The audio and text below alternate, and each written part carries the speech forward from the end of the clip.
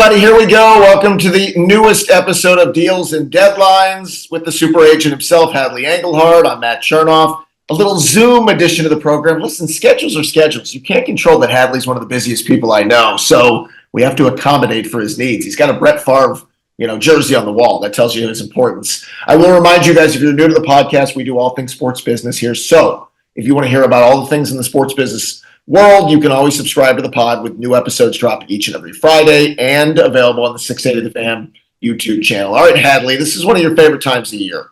NFL it sure is. Yes, they've opened this week, which technically should be just new beginnings for everybody, but you know where you and I are going to go here. We have some contract extension and some contract holdout things to talk about. So before I get into specifics, tell me about the final days before training camp if you've ever had a client who has not yet signed, be it a veteran or back in the day, maybe a draft pick that now we're in sort of deadline time. Yeah, all the above, Matt. As you can figure out, for 30 years, you deal with players that are rookies, that training camp begins, and for whatever reason, they're still unsigned. They haven't signed their letter of protection, which, again, we've talked about in the past, allows players to participate with the concept that if any injury happens while they're participating, they're protected financially for that slot. As far as veterans go, and we'll talk about, I'm sure, about some of the rookies that are what we call holding out now, that haven't signed or signed their letter of protection. And as far as veterans go, there are different types of veterans, guys that are looking for new deals. Most likely they missed some of the OTAs or the volunteer off-season program to make a point to hopefully get a new deal done. It's worked for some players. Other players that are looking for new deals don't have them. And if they're under contract, they start getting fined. And those fines cannot be taken back. So those are things that you have to take into consideration when you do these deals. And as you get into camp, you're having these conversations way before they start training camp to prepare them, or in some cases, they prepare us for what their plans are as far as, participating or not participating. And, no teams, for the most part, are surprised when players are not participating, because this dialogue isn't new. It's something that they anticipated, hoped it wouldn't get there. And again, you're just trying to make a point to hopefully get the new deal. As long as you're negotiating in a reasonable sense, things usually play out. But in some cases, teams, dig their feet in the sand, and so do the players, and these things can get drawn out. Okay, so let's talk about some specifics. Maybe the biggest one right now is Trey Hendrickson, star pass rusher for the Bengals. We've talked about him throughout the offseason. Well, this has boiled over and reached a point now where both sides need some cooling off period. So, as you mentioned, the Bengals are required to fine him $50,000 per day for the camp that he misses. Any preseason or regular season games, you're talking about $877,000 of salary loss. So there is some potential losses here on the side of Trey Hendrickson, but he's got a bigger picture to fight for. It got so bad that the word atrocious was used twice by Trey Hendrickson's side about how low the contract offers were. So he's left the state, put something on Instagram, said he's going to take some quiet time. When this happens, if you're the agent, tell me what's happening. Are you going radio silent? Are you trying to keep communication open? Because it sounds like this is not, as you would describe it, a good negotiation. Now it's gotten very contentious. Yeah, and again, not only just with Trey Hendrickson, the biggest talk as far as rookie goes is also the same team with the Bengals. So they are dealing with issues of holdouts with a rookie and a veteran. And as far as Trey goes, obviously not knowing the exact conversations they're having, but the gist of the problem is Trey wants a multi-year extension with multi-years guaranteed, or a good chunk of it at least.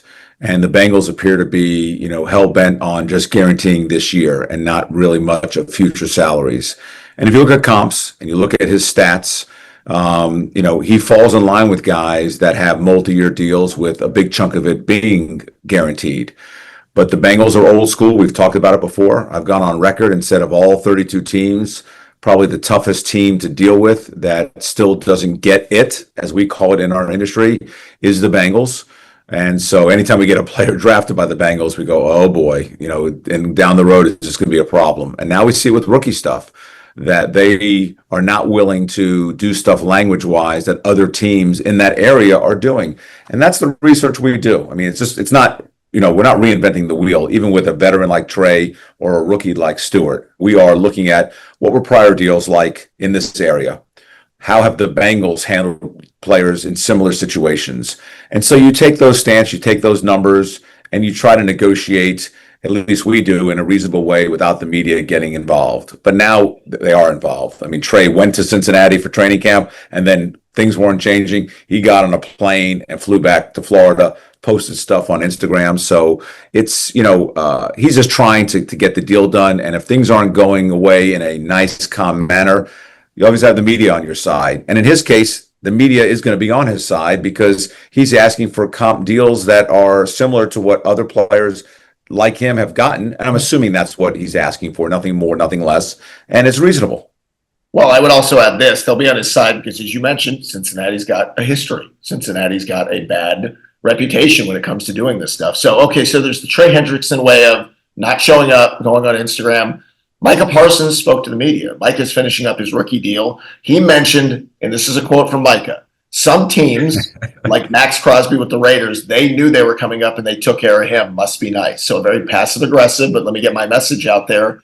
You as the agent, are you okay with your client sharing his true feelings? I mean, again, he's there, but he's not happy. Yes, I actually think sometimes when a player does it tactfully and thought out and planned, it gets a better impact on the team and the fan base for that matter. So the fact that, and listen, Micah's there.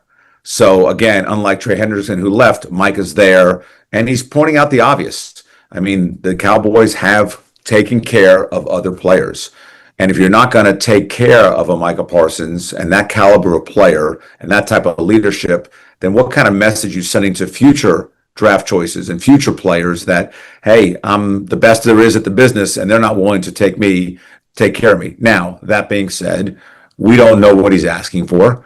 We don't know specifically, what type of guarantees he's asking for. It may be so extreme that the Cowboys are negotiating good faith, have offered him something that is fair. Again, we don't know exactly. And, he may be playing hardball and wants something that is unrealistic. So, again, without knowing the specifics about what's going on, I think Micah being there is smart. I think this will get resolved. Jerry Jones does not like to be in the negative light in the media. He wants all things positive in Cowboy camp and Cowboy Nation. And so I get the sense that something will work out sooner than later with Micah. As far as Trey goes, I don't know where this goes from here. Again, the Bengals notoriously, from even my own personal experience, have been tough to deal with. And so it'll be interesting to see how these things play out. Even though both players are elite, both players deserve new deals and should get new deals that are, fairly compensated to their like players. Okay, I wanted to get your opinion on what happened this past week. We found out that the ex-NFLPA head, Lloyd Howell Jr., got a little fun with the expense report with the NFL. Per a story that this year's... Really? Yeah, I know. This is shocking. The NFLPA summit on February 21st. Lloyd Howell accompanied 2 union employees to the Magic City Strip Club. Don't pretend you don't know it, Hadley. For an outing that included $2,400 in charges, including cash withdrawals ranging from between $200 and $500. A club ATM has the receipts. Sources and documents show they used 2 VIP rooms, and according to the Spence report, the purpose of the strip club outing was, quote, player engagement events, support and growing our union. So, I mean, again, this stuff happens. By the way, I think that's what he was doing. I think he was player engagement and supporting the players. I mean, I think he was... He was also trying to help put girls through college. He was also trying to do that as well by going to the club. So tell me what your response to this is. Obviously, stuff like this happens. You get public and you dig into receipts. Now the NFL, PA, and everybody's got to act. Yeah, I can share with you from personal experience being part of the union, being part of the NFLPA's agent advisory committee, and being active for 30 plus years.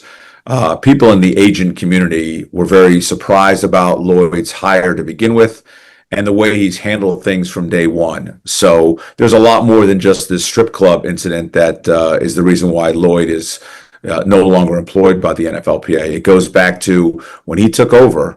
The first thing he did was he tried to break the trading card deal with Panini, and a lawsuit entailed, and the NFLPA lost $7 million. Then he says, all right, I'm going to go ahead and cut all the valuable assets within the NFLPA and cut their salaries and or fire them, which he did. And so the leadership that's been with this PA for a long time and does an amazing job, he got rid of. Showing that, hey, we don't need them per se. And then you have this, and this also came on the heels of He's a consultant still with another company outside the NFLPA. He claims that he let the union know he still was, but I'm not sure how truthful he was that they're involved with NFL decisions.